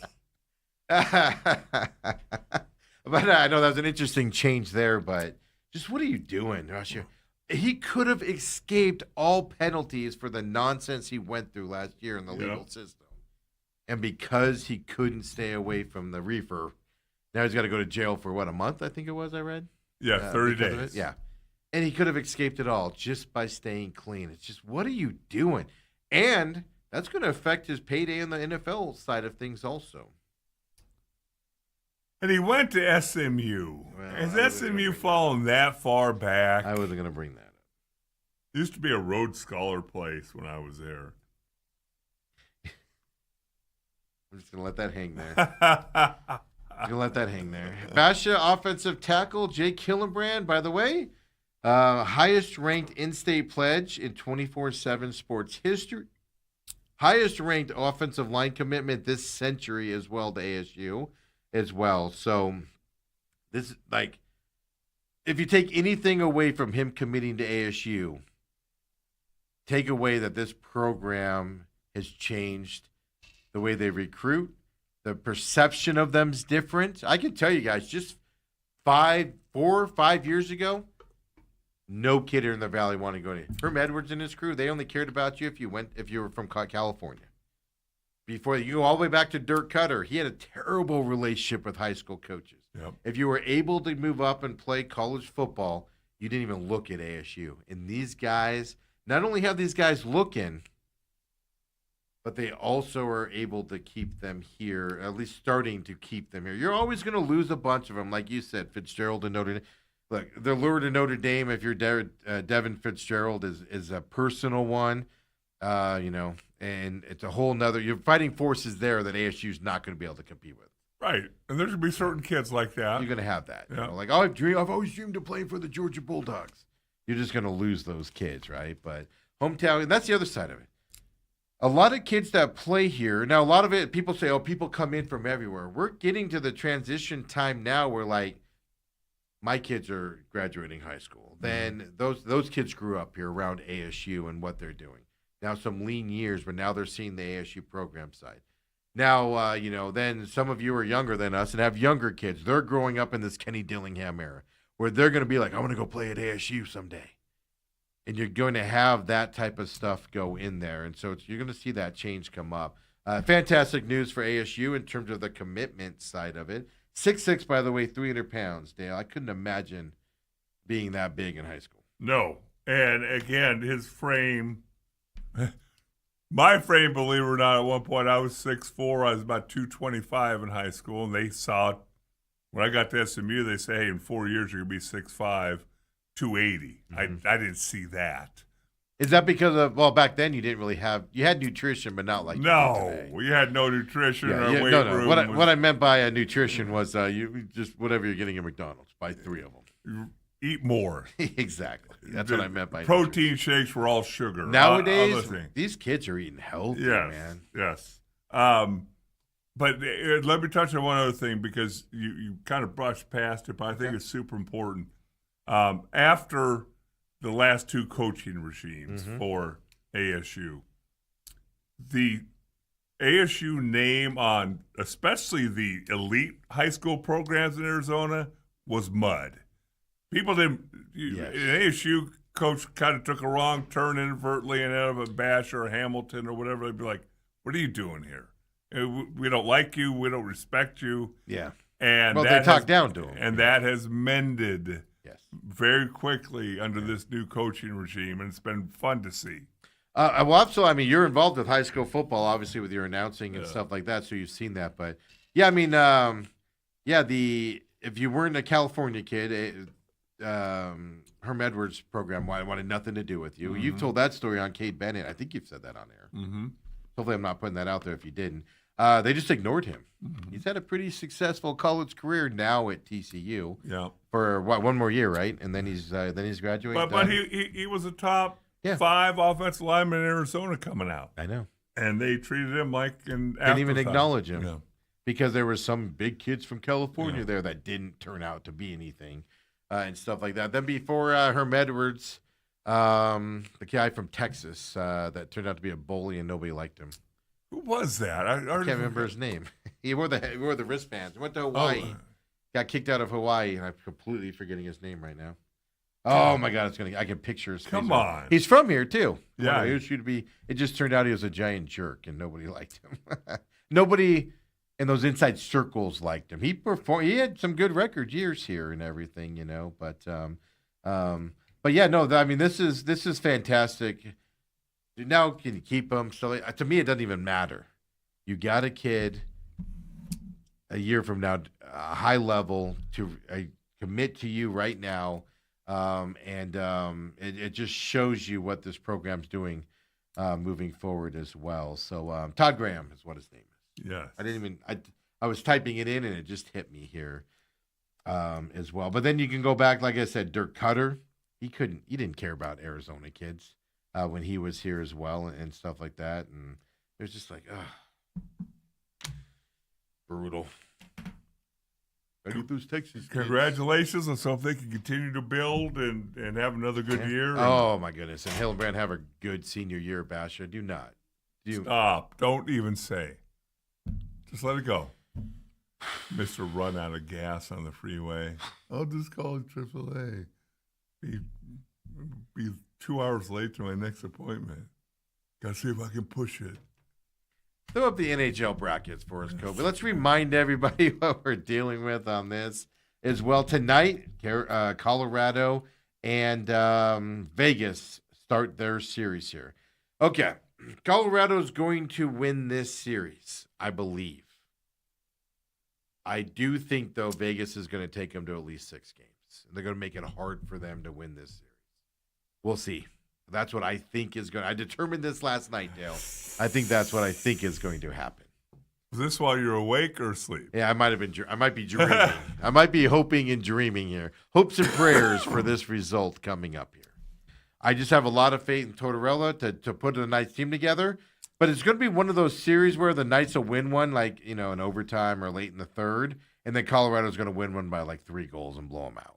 It's going to be one of those types of series. The Knights will have a couple bad games in this series, but they'll also win a couple here, is what I'm thinking is going to happen in this series. Montreal, Carolina doesn't get underway until tomorrow night there as well. This one I'm still got to think about because Carolina's been so dominant that I'm just not too sure if Montreal's going to win more than one in this series coming up here. So I'll think about this, and we'll, of course, talk to Lou about this tomorrow as well. But I just wanted to remind you guys tonight, it is I believe it's a 6 p.m. start, 5 p.m. start in Colorado. We're an hour behind them. I forgot. 8 p.m. Eastern, 5 p.m. our time. I think this is the fantastic series here. So tune in tonight as well here. Colorado, Las Vegas Knights. And Dale, I got my HOA meeting tonight. So we're going to have to have this on in the meantime while I'm there. Any kicking anybody out this Not one? that I know of. We don't do that. You have. No, I haven't. That heifer. Why did you get me in trouble? We do not. We don't do that here. We got a lot to talk about. I guess it's a busy Are you night. Raising dues again, Steve? No. Hopefully not. Try not to do that. Well, you're the president. That's all it has to do with budgets and legal stuff on that, believe it or not. Stop raising our water because of data centers. Aren't they paying for their own and recycling, Steve? We have our councilman for our area that every year comes and talks to us. He's running for re-election now. Yeah. And every year he's like, data centers pay for their own. Data centers pay for their own. And I'm like, oh crap. Mo crap. Feeding me that crap. Data centers are paying for their own, Steve. No, they're not. Then why is our water bill so high, going up and going up and going up? Well, it's because of growth. Yeah, a growth of data centers. Thanks for. Oh, Dale's got an important call here. Go ahead and answer it. I want to hear you say crap one more time. Oh, that got me all fired up. Fired up, Dale. Hey, basketball last night. We have 2 good game ones. Knicks end up beating the Cavs last night. So we have a different result than the other one. The favorites ended up winning the game last night from this side. We asked the same question with the Thunder and the Spurs. Was this just the Knicks sitting at home and maybe struggling a little bit more than you anticipate them to do in this series? Do you think the Cavs can stay in this, or do you think that was the Cavs' chance to kind of take control of the series there and get the win to kind of make this a Game 6, Game 7 possibility in this series? Few different things that jump out to me about this. Number one, Cleveland, boy, they look good for 3.5 quarters. Whatever, 22-point lead. New York had a 0.1% chance, according to all those blah stats. Stuff, yeah. On ESPN. Watch those graphs go up and down. With 7 minutes left in the game. Mm-hmm. And they end up forcing overtime and eventually winning in overtime. But I do believe this. I heard the Cleveland coach talk after the game. And remember, they just played a Game 7 2 nights ago. Mm-hmm. This is what I talked about the Spurs. I expected the Spurs' legs to go away. Yes. Especially in second overtime, and they didn't. But you literally... The Cavs did, though. You know, because I heard Charles Barkley talk. While I agree with what you saw...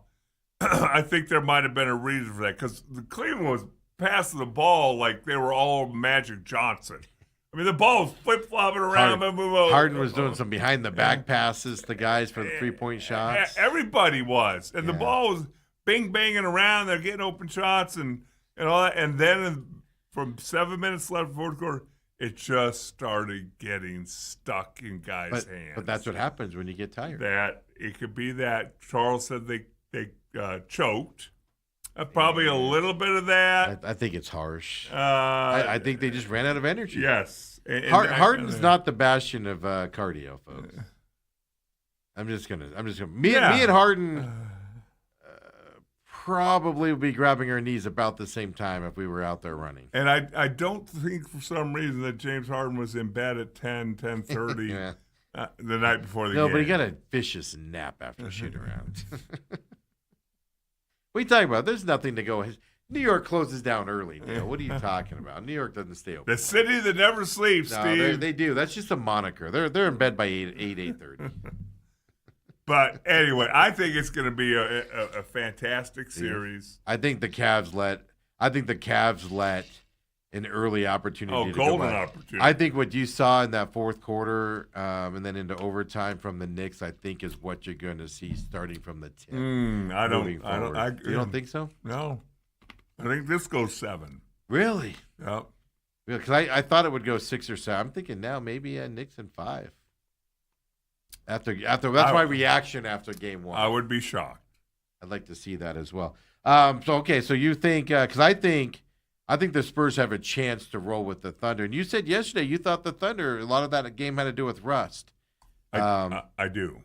I think the difference here is, like I told you before, the Thunder are going to get helped out by the officials here coming up in this series. On that other side of it, I just think the Knicks are deeper, and they're going to even if it's a close game, they're going to pull out the games more than the Cavs will. I have more faith in the Knicks at end of games than I do the Cavs. Let's put it that way. And the Cavs showed it again last night. Like you said, but I do actually, I was thinking it before I saw all the comments afterward. I was thinking it during the game. I was like, Cavs are getting tired. They're getting tired. Knicks are just sitting. But like I said, that's what amazed me about the Spurs. Right. They got better as the game went on. Well, what's interesting, again, watching some of these shows and people who watch a lot more tape than I do. I mean, they know more about basketball than we've forgotten because they played it. And all that. Nobody really understands the Wemby factor defensively until you actually play against him. That's the thing. It takes you a while to adjust to that. And they showed a number of times where SGA, would break past his guy, and usually then it's him against a 6'10" dude, and Mark Williams, whatever, Malawach or whatever. And he'd be like, but now it's Wemby that he's running into. And he's finding out, well, I can't get all the way in there, so now I'm having to alter my game. So it'll be fascinating to see who wins that. I think I predicted it yesterday. The Robert, by the way, did say Todd Graham. I didn't see it, but he did say that as well. Okay. But I'm just telling you, I got a bad feeling Wemby is going to be in foul trouble here. In the first half of this game coming up in game 2. I have a bad feeling. And I haven't seen who the referees are going to be yet as well in that. Tonight, though, Thunder Spurs tonight, folks, as well. 5:30 p.m. our time. Throw up the graphic here. I know everybody knows Knicks are up 1-0. Spurs are up 1-0 in this series here tonight as well. So 5:30 p.m. our time. And then Thursday night is this game 2 of the Cavaliers Knicks in that series. I don't know. I hope even if the Knicks do dispatch the Cavaliers early, which you don't think is going to happen, I just if they're games like last night, they're going to be fantastic to watch. I think what I love about this time of year is every other night there's a game. That's the thing. There's no more waiting and while last night you thought 7 minutes left in the game, it's a 22-point game. It's like, I was just about to turn the channel. But both NBA series, I think they're going minimum of 6. Okay. I think Thunder Spurs are going at least 6. Yeah. I just think the Spurs are going to be a matchup issue. And then I don't know if it gets to a game 7 because, like I said, I'm in no way saying the NBA fixes their games. They don't. Look at last year. But they know how to put certain officials into a game to have things happen. There's no way Indiana, Oklahoma City are in the finals last year. We'll talk tomorrow, Dale. I'll see you tomorrow, obviously. And we'll discuss, and we'll see what the talking narrative is tonight because I got a bad feeling. Now, one official was talked about after game 1. Woo, tonight? We'll see. We'll see if my theory is correct here coming up from that. Let's take our break here, come back, and Dale's buddy. I think even more impressive than Marte's home run last night to win the game was Corbin Carroll's home run to start the scoring. This is so great. And would you have turned that into a double, Steve? I probably would have turned it into a single, Dale. There might have been a chance I was out at first there. But it shows me. This is what cracks me up. It shows me the difference between Marte on his attitude on this team and guys like this. If Marte gets hit in the head like Carroll did, he's out for 4 games and not scoring that run. We'll talk about it. Main event. Come on back.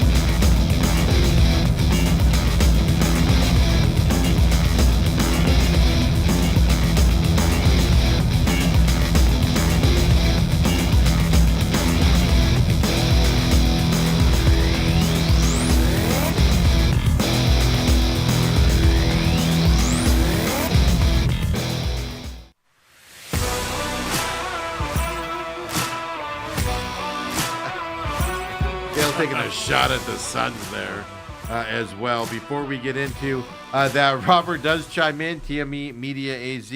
Join the chat there as well, 623-252-6670. Interesting enough, we do not have the Torrey needs to go comment on the text line here today. I guess getting happy with Torrey here with this winning streak. The Diamondbacks are back on here as well out there. And then, of course, hit us up at TME Sports Show on X as well. Plenty of ways to join the conversation, whether you're watching us live or on demand or listening to us on the free podcast systems as well. Plenty of ways to join in on the programming with your thoughts and everything. Robert does say, hopefully you review the Adam Silver movie coming out on June 5th. Dale doesn't get that, but I got that. I'm assuming you're talking about Masters of the Universe as Skeletor. Yeah, I can't wait for this movie. I think it's going to be fun. I will be reviewing that movie on June 5th. I will be seeing it next weekend. Wow. Wow. As long as I'm not in jail. Yeah, there's a lot of time between now and then. We got a couple court dates coming up with that tenant situation and everything. I think today the lawyers have a meeting at the courthouse today surrounding that tenant situation coming up here. So as long as I'm not in jail, we'll be doing that. A lot of stuff can happen between now and then, but I know we're talking about Diamondbacks before we get to the really, really good news. Well, we got to do that. We're going to talk about one more NBA thing, but go ahead. Well, the Jason Kidd stuff. Yes. Jason Kidd gets fired by the Mavericks, 4 years and $40 million left on his deal. And I just asked you a simple question. Who has it better, Jason Kidd or Coach Bud? But Jason Kidd had coached 5 years there before he got fired. Well, not just that, but it was, 5 or 6 years left on the deal and $40 million. 4 years, $40 million left on his deal. Yeah.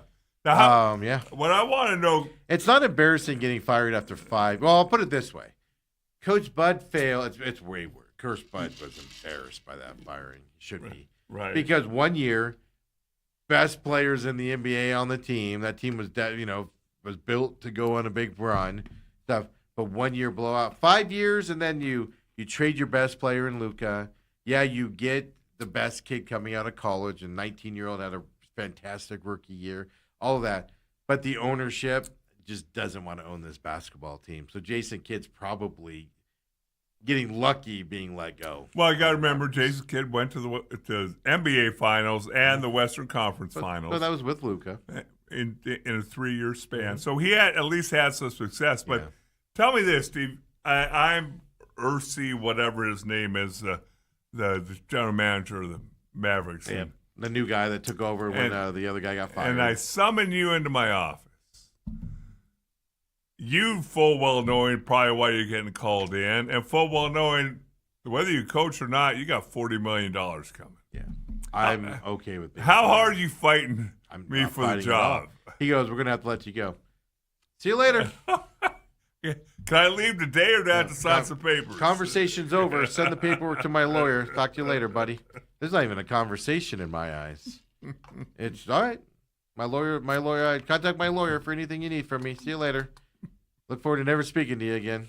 Oh, goodness. No, you be professional about it, but you're not arguing or anything like that. I mean, I was just thinking about it. Now, when Jason Kidd was hired by the Mavericks, I panned it at the time. I took a lot of grief from my fans.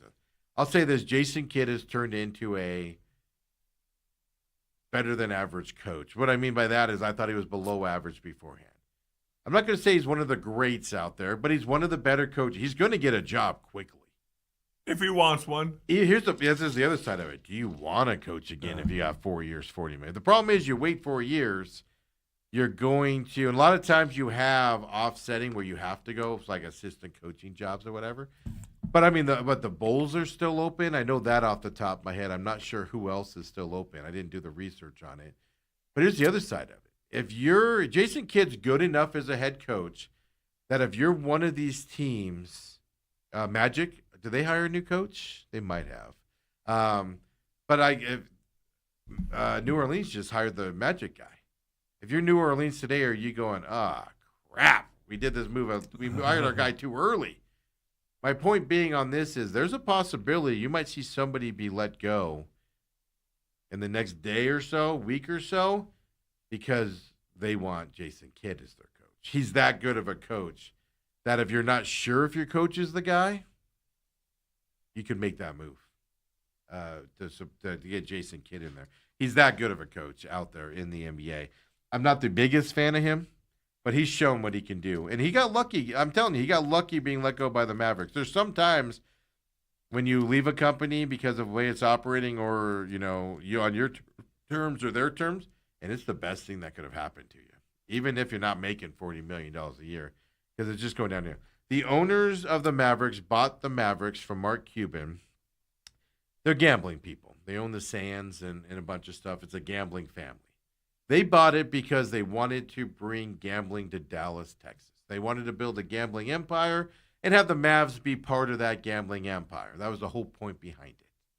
Well, Dallas shot down any gambling odds like that and things to that effect. So now there's now a company that wants nothing to do with sports ownership unless it has to do with gambling. Now is stuck with this team, and their business decisions are showing you they have no interest in spending any money on the Mavericks and making them a better team. Their actions are showing you that. Jason Kidd was lucky yesterday. It kind of looks like right now the only two openings are the Magic and the Bulls. Okay, so the Magic didn't hire somebody. Yeah. If I'm both of those teams. Did the Bucks hire somebody? Oh, no, because Doc Rivers, right? He's gone. Yeah. Only one I know of was New Orleans, right? Or was it Memphis? One of those.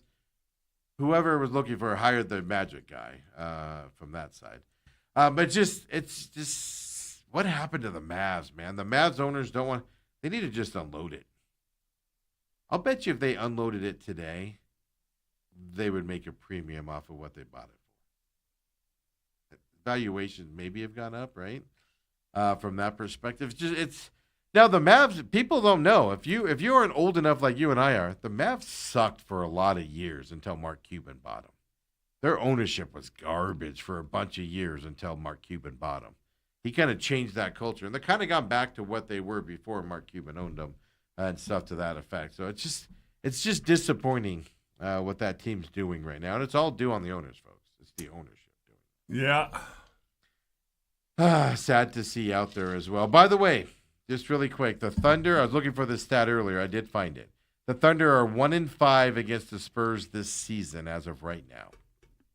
71-14 against everybody else. There's a matchup problem here. Yep, is what I'm getting at. And have we heard? Is De'Aaron Fox playing tonight? I don't think we've heard yet. I'm not. I haven't seen. I'm looking at NBA.com and I haven't seen anything yet. But like you said, if it's one of those things where it's like he gets another couple days off, we have the 1-0 lead. We can give him another couple days off. But I can also understand if you're the Spurs and you go, we can get a commanding 2-0 lead. Yeah. But do you risk? It depends on how bad it is. And I have not heard anything on it other than he's not playing because of he twisted his ankle or whatever. Robert says, I agree with whoever said it, meaning the text. We've literally gotten a text on our text line, 623-252-6067 for, let me count here, 9 days. And all it is Torrey's got to go. Robert says, I agree, whoever said it, but still needs to go. I want to see a change too. But I'm not even sure. Like, if you go around, speaking of baseball, we'll get into this. If you go around baseball in the standings right now,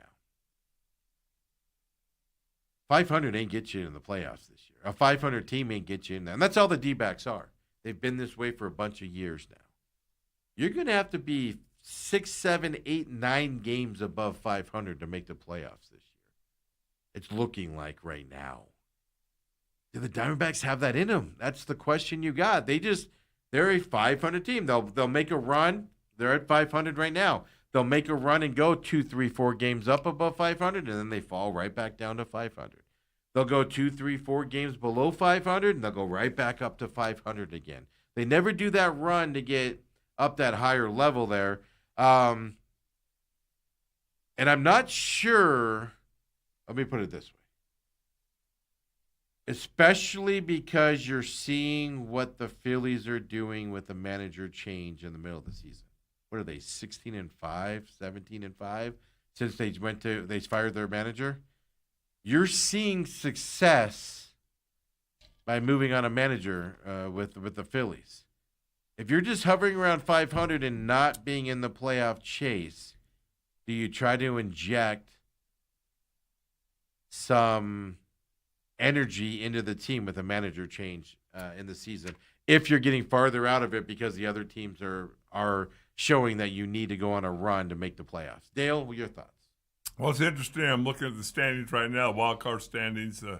Diamondbacks are 4 games behind the Cubs and the Cardinals. Did the Phillies just pass them? No. Oh, they haven't passed them yet. And by the way, the D-backs are well over 500. No, they're not. They're 23 and well, now they're 24 and 23. Yeah, they were 23 and 23. 500 is in the rearview mirror, Stephen. They're in a winning streak now. By the way, okay. So they're basically tied with the Phillies. They're 1.01% back now. Okay, I'm not factoring. I was looking at this yesterday. Is when I was looking. Yeah. Phillies and the Reds are ostensibly tied with the Diamondbacks. Cubs, after winning 92 straight, now on a 4-game losing streak. Well, here's the other side of it. Don't forget about Diamondbacks right now are first team out of the wild card, but they're basically tied with the Phillies and the Reds, all 4 games back. Pittsburgh's 4.5 back, Nationals 5 back, and then you get into some 7 backs and stuff like that. You know, you go on one bad 2-3 game losing streak with those teams, all of a sudden you have 5 teams ahead of you. You got to look at. Now, still plenty of time to go. What I'm bringing up here is Padres 29-19, Cardinals 28-19, Cubs 29-20. 500 isn't going to keep you in this wild card chase. They're 4 games back from the wild card. So my question is, you have the talent, you see the talent there. Finishing 2 games above 500 isn't getting you in the play, at least as of now, isn't getting you in the playoffs this year. Yeah. So, and you're right there on the edge, and you're seeing what the Phillies are doing right now. Who else fired their manager? I just completely forgot who did that recently as well, because they kind of went on. Was somebody in the American League? Yeah, God, who was it? I've drawn a complete blank on who did that. But you know, do you? If you know you're going to get rid of him at the end of the season if he doesn't make the playoffs, and you're 4 games out and you can't make the run to get up into that, do you try it and just see if you can make a run with it? That's just something to keep in mind moving forward. The schedule, the wild card's not as easy as it's been the last couple years. As of right now. Things have a way of settling down. But we're looking ahead now to July, August timeframe. If you win 85-ish games, you're going to be right in the hunt. I don't know if that's going to be good enough this year. Yeah, because you think everybody's going to continue to win at this pace. Usual Steve stuff. What do you mean? The Cardinals, who sold everybody out for 28-19, they're not going to go backwards. Come on. That whole division. They're going to be playing like Cardinals are playing Pitt right now. Oh my God, that's a heck of a matchup. We're looking at something. Here's something that could help the Diamondbacks out as well, though. Corbin Burns, well, he said he has 2 more bullpen sessions before he faces hitters. He's likely to do a live session next Friday. Then the next step after that will be getting into games, meaning, simulated games, stuff like that. 2 weeks or so before we get to that and stuff like that. All this means is mid-July return. He's going to be back in July, probably, unless there's a setback, before August. Getting Burns back, obviously you're getting another starting pitcher in there. Well, not just a starting pitcher. It's like you made a huge blockbuster trade. And even if he's at 80% of what you think Corbin Burns, you'll take that every day of the week. Yeah. So that's the other thing to look for. Since we're looking ahead to July, August here,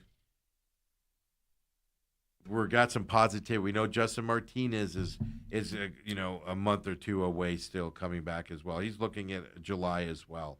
This is going to be fantastic to see here. As we're just looking ahead on the Diamondbacks going ahead here, we don't just pay attention to what's happening now. We kind of project out as well. That'll probably save Torrey's job as well if they just hover around 500. But like I said, it depends on what these other teams do. There's a chance you have to win over 90 games this year to be in the wild card hunt at the end of the season. I don't see that. Well, what was it? 2 years ago, Diamondbacks won 89 and didn't make it in. They lost on the last day of the year. It happens. It happens, Dale. It happens to this team on top of it. How about last night, Steven? Corbin Carroll did the most best thing on the planet, and he's probably not going to miss any time for it.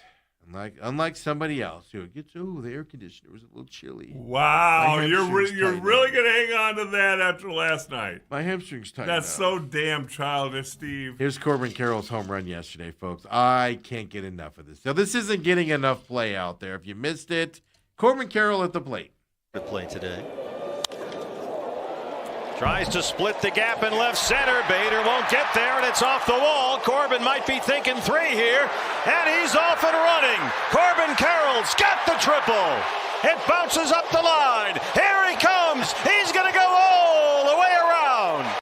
Quit grabbing your head. Get home. You think that's what the third base is yelling? Quit grabbing your head and run. It doesn't hurt that bad. That had to hurt. That ball coming in from deep center field, left center field. Well, it came from the shortstop. It was a relay. That's what I mean. With some force behind it to get him out there as well.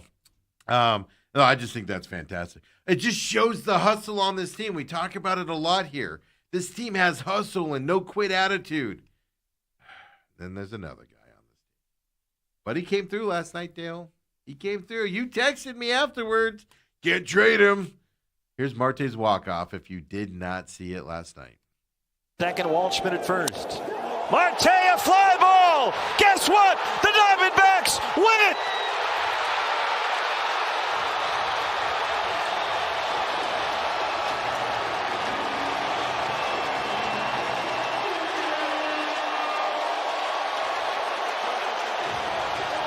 Oh my God, get those lights on so we can see. We don't need him tripping while he's dancing. It's the first career walk-off home run for Ketel Marte. Dude, that stat right there floored me.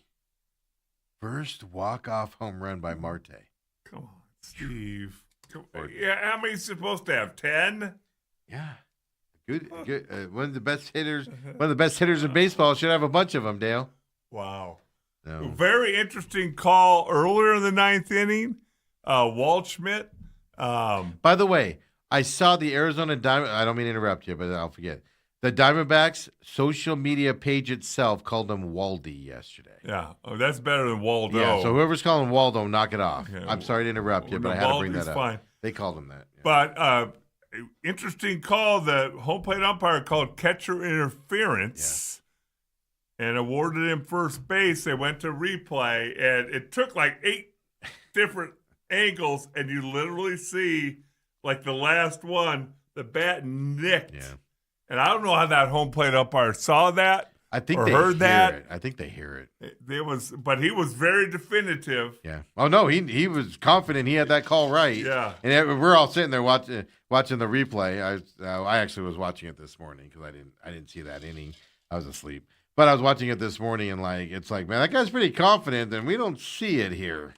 First view, you're like, yeah. I think they hear it. I think they go off of sound more than anything.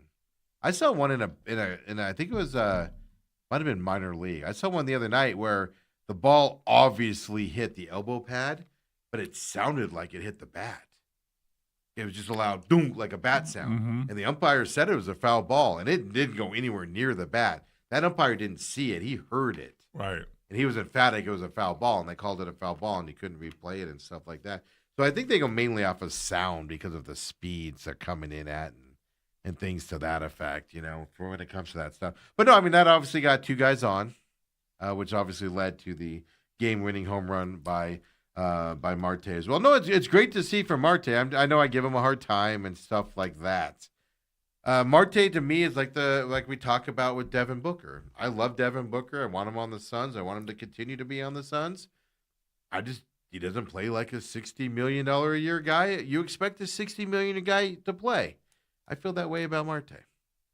But You're going to step up and do that in a game? All right, dance around, son. Go ahead. We'll dance with you.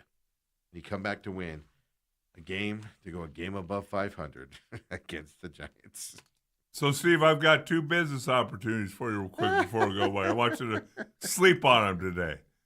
Obviously, the Mavericks. I need more businesses to run? All right, let's do it. Obviously, the Mavericks will be up for sale here fairly soon. Maybe start.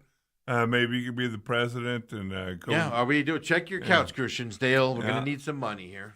And then also, Liv is looking for somebody to invest $250 million. Yeah, that's it. The breakaway golf tour. No problem. When they spend $100 million on a weekend, yeah, they only asking for $250 million, huh? Yeah. I was reading yesterday on some of those business things that I read that Liv behind the scenes has started doing the required paperwork to file for bankruptcy. And interesting, they're talking about moving their headquarters to the United States where bankruptcy laws are a little bit more favorable. That's what I was reading it behind. Where I guess they either rented or bought a building over here, and the speculation is their headquarters is moving over here for bankruptcy reasons. Their season ends in August, so after this season and that funding's pulled, I'd rather invest in the Titanic than live. Let's put it that way. I just telling you guys, like, every sponsor, all of a sudden sponsors are like, oh, our bill's due. Yeah. Hold on, the tournament's not for 3 weeks. Why am I paying now? Yeah, let's, we sent it to our accountant. Check's in the mail. Every hot dog vendor's, every radio DJ is going, I'll take my check up front, please. It's killing them as they go forward. So, let's go for the Mavericks side. I don't even know if I'd own the Dallas Magic. I was thinking about this like at one time in my life, where I was like, okay, what teams, like, because you if you want to buy like an NFL team, you can't be picky. Like if the Cardinals came up for sale and I had the money, I'd be like, okay, Cardinals I'm interested in. Hometown team. I want to show the Bidwells up that they're garbage ownership under Michael, stuff like that, you know? I'd love to just win and then just get the Bidwell name out of the Cardinals lore completely. Like it would be like the Cardinals didn't exist until I bought them. It would just be. Would you change the Cardinal mascot? Oh my God. It would be amazing how I would just squash the Bidwell name out. And it's all because of you, Michael, by the way. I might just skip the Michael generation and have because his dad was the salt of the earth, man. His dad was an amazing, not a good football owner, but everything around football, just an amazing human being. The things he did for charities and stuff was amazing. But I mean, I was thinking about it. Like at one time, like nobody wanted to own the Buffalo Bills. Like that, like if you owned the Bills, it was like, what'd you do wrong in your life? Who actually lived in Detroit. Yeah, he didn't even want to own the Bills. No. And I was thinking about, I'm like, what franchises would? I think the Mavericks to me would be one of those franchises I just have no interest in doing and owning them. I don't know why. I don't know why I feel that way about Dallas Mavericks. They just always seemed like I don't know. They have one more championship than the Phoenix Suns do. Yeah, well, I'm not saying that. Yeah, Mark Cuban bought the Dallas Mavericks for $285 million 26 years ago. He sold it about 3 years ago, roughly for $3.5 billion. Is the time frame? If they were to sell the Mavericks today, I bet you they would get more than $3.5 billion. They'd get 4 or 6. Put money on it. If they don't want to do the gambling stuff, and they don't want to play with it and things like that. Oh my God! I own anything for billions of dollars, folks. Give me the cash. I'll be in the Bahamas, folks. Wouldn't even be close. No, you'd still be running around to the Joann's and Hobby Lobbies. No, Hobby Lobby would come to me and build one in the house. I'd be like, Ireland, we're building a Hobby Lobby in the house. in our left wing of the house. So I mean, are there any? Like, I would not own the Pittsburgh Steelers. That's one. If I bought the Pittsburgh, it would just be to close them down. I've just always hated the Steelers. I don't know why. Before I was a Ravens fan, by the way. My whole life growing up, I've just despised the Steelers. But is there a franchise out there? Well, you might be different, like Philadelphia. You probably wouldn't want to own. Could you imagine a Cowboy buying the Philadelphia Eagles? Can you imagine having $1 gazillion and buying like 5 different NFL franchises just to shut them down? I don't care. I got the money to do it.